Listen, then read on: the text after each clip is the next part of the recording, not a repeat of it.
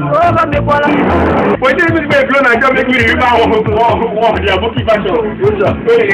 One water. Jesus is the one water. Jesus is the one water. I am never alone. No, that song we sing now. It can't make me remember Aboki people. The worst part is say anything where Aboki won't claim, they always like to claim it to themselves. For example, now you give us something instead of to thank you, now instead you go to thank.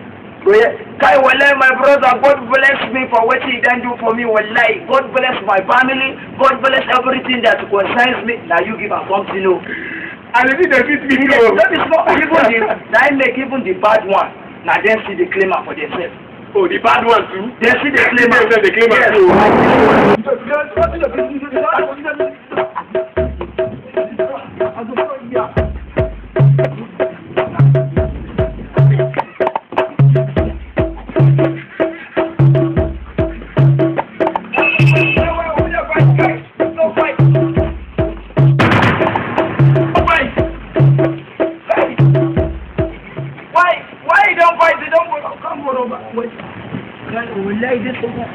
I don't kill somebody. Wallahi, this one. Hey, stop there!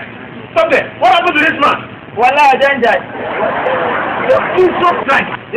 Look at somebody. Wallahi, I don't kill him. What happened to this man? This one. Thank you very much. God bless me. Target this one back now. Two at the fight. Serious fight. Okay, both of you. Two at the fight. Serious. Okay. So I don't pull out. The mind. I don't do my chest like this. Wallahi, I don't see him. Wallahi. I don't run. You mean both of you were fighting and you blow him and blow him and now he's dead. Yo, I don't die. So you kill this one? No, I don't miscalculate somebody. This one.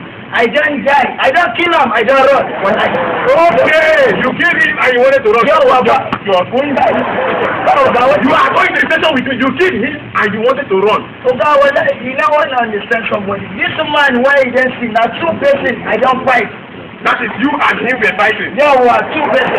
Okay. I don't pull up. I don't die. When what? You blow him to death. You can confess before any court that you blew this man to death.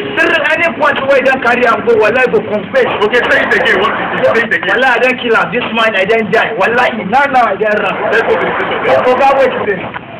I won't carry him go station. You are under arrest for murder. Wallahi, my brother, Adamu. Senior elephant for Nigeria Army. Baba elephant for life. It's not elephant, it's lieutenant. What is that for? Let's go to the station now. So wait. Another one, that one, woman, officer. That one, 3 police.